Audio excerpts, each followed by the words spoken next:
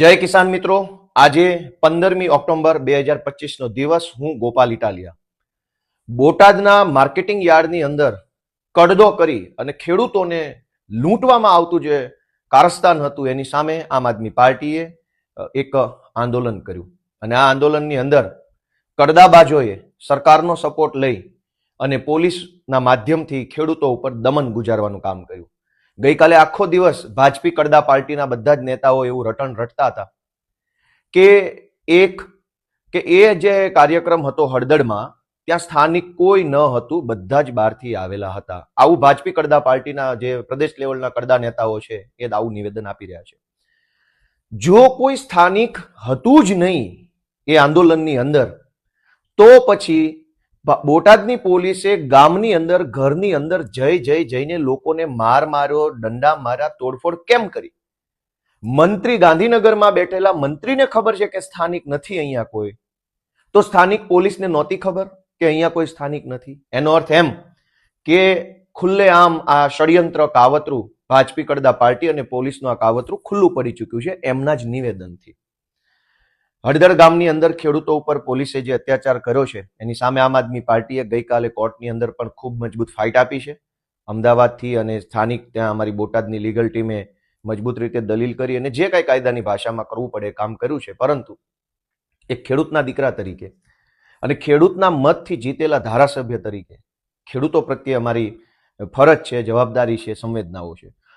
અને એટલે મને જાણવા મળ્યા પ્રમાણે હળદળ ગામની અંદર બોટાદની પોલીસે જે કંઈ પણ નુકસાન કર્યું છે, ગ્રામજનોના ઘરમાં ઘૂસીને તોડફોડો કરી છે, કોઈના ઘરનું કંઈક, કોઈના ઘરનું કંઈક, કોઈને નાનું નુકસાન, કોઈને મોટું નુકસાન, અનેક ઘરોની અંદર તોડફોડ કરવામાં આવી છે. દિવાળીનો સમય છે, તહેવાર આવે છે, નાનો માણસ હોય, ગરીબ ખેડૂત હોય અને એના ઘરમાં આવી સમસ્યા બને તો એ બહુ મોટી મુશ્કેલી સર્જે છે. ત્યારે ખેડૂતોના મતથી ચૂંટાયેલા ધારાસભ્ય તરીકે મને એવું યોગ્ય લાગે છે કે મારે એ હળદળ ગામના જે કાંઈ ખેડૂતો છે એમને ઉપયોગી બનવું છે. મેં નક્કી કર્યું છે કે ધારાસભ્ય તરીકે મને મળતા એક પગારની હું આ જે કંઈ હળદળ ગામની અંદર જે ખેડૂતોના ઘરમાં તોડફોડ થઈ છે એને ઉપયોગી બનવા માટે હું એક પગાર આપીશ. અમારા નેતા માનની સાગરભાઈ રબારી અને પ્રદેશના અન્ય નેતાનું પ્રતિનિધિ મંડળ ગામમાં જઈ અને જેના ઘરમાં તોડફોડો થઈ છે, જેના ઘરમાં નાનું મોટું નુકસાન આવ્યું છે, એને તાત્કાલિક આર્થિક મદદ મળી રહે. ફૂલ નહીં તો ફૂલની પાંખડી, પૂરેપૂરી નહીં તો થોડી પણ મદદ મળી રહે એવા આશયથી હું ધારાસભ્ય તરીકેના એક પગારમાંથી ગામના ખેડૂતોને ઉપયોગી બનવા માટેનો નિર્ણય કરું છું. અને ગુજરાતભરના સૌ ખેડૂતોને વિનંતી કરું છું કે ગુજરાતભરના માર્કેટિંગ યાર્ડની અંદર જબરજસ્ત લૂંટ ચાલે છે. અનેક માર્કેટિંગ યાર્ડની અંદર ખેડૂતોનું રીતસરનું શોષણ થાય છે, પરંતુ ખેડૂત એકલા પડે છે. ખેડૂતની મજબૂરીનો ફાયદો ઉઠાવવામાં આવે છે. ખેડૂતોનું સંગઠન નથી, એના કારણે ખેડૂતો પ્રત્યે આવું વર્તન રાખવામાં આવે છે. આખા ગુજરાતના અનેક એપીએમસી માર્કેટ યાર્ડમાં શેષ ફીના નામે, કોથળાના નામે, બારદાનના નામે, વજનના નામે, તોલમાપના નામે, મજૂરીના નામે, અધવચ્ચેથી માલ તમારો ખરાબ છે એવું કહીને એક યા બીજા શબ્દોમાં કડદો કરવામાં આવે છે. કદાચ બોટાદમાં કડદો શબ્દ વાપરતા હોઈએ તો બીજા જિલ્લામાં બીજો શબ્દ હશે, ચોથા જિલ્લામાં ચોથો શબ્દ હશે, પણ ખેડૂતો સાથે લૂંટફાટ થઈ રહી છે.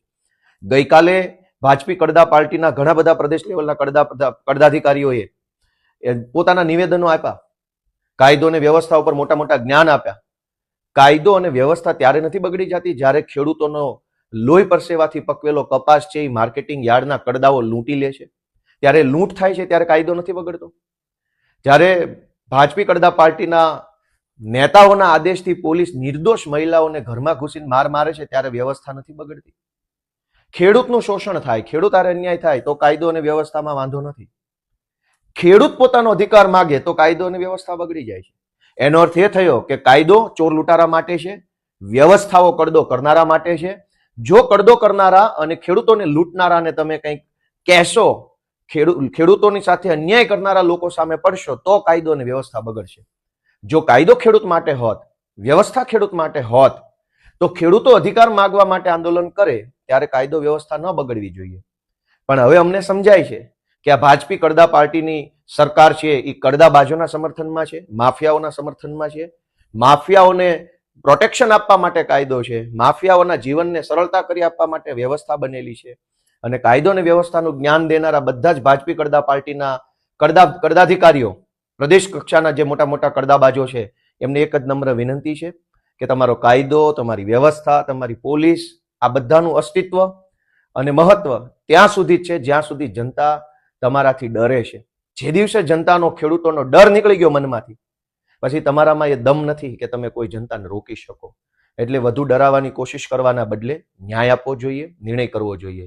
જે લોકો ગઈકાલથી નિવેદનો કરે છે એમણે કડદો સાચો છે કે ખોટો છે એના ઉપર એક પણ નિવેદન નથી આપ્યું. ભાજપના એક પણ ધારાસભ્યની હિંમત નથી કે કડદા ઉપર એક શબ્દ બોલી બતાવે. કાયદો વ્યવસ્થાનું જ્ઞાન આપવા માટે તો અનેક ટોળકી નીકળી ગઈ, પણ કડદા ઉપર બોલો ને. મેં જયારે એમ કીધું કે ભાજપના ધારાસભ્યોની હેસિયત વિધાનસભામાં પટાવાળા લેવલની છે, તો ઘણા બધાને ગમ્યું નહીં. પણ પટાવાળાની હેસિયત ન હોય અને નેતા જેવી હેસિયત હોય તો બોલો કડદા ઉપર એક શબ્દ બોલી બતાવો. કડદો ખોટો છે એમ બોલી બતાવો, અથવા સાચું છે એમ બોલી બતાવો. તમે તમારી મરજીથી એક 4 લાઈન નથી બોલી શકતા, અને શું ધારાસભ્ય, શું મંત્રી. એટલે દોસ્તો, આજે ફરીવાર એક ખેડૂતના દીકરા તરીકે, ખેડૂતોના મતથી જીતેલા પ્રતિનિધિ તરીકે, ખેડૂતો પ્રત્યે હમદર્દી, સંવેદનાઓ બતાવવા માટે થઈ ધારાસભ્ય તરીકેના પગારમાંથી હું હળદળ ગામના જે ખેડૂતોને નુકસાન થયું છે એને ફૂલ નહીં તો ફૂલની પાખડી સ્વરૂપે ટેકો મળે એવો નિર્ણય કરું છું. આપ સૌ આમ આદમી પાર્ટીને સપોર્ટ આપો એવી મારી લાગણી છે. જય કિસાન.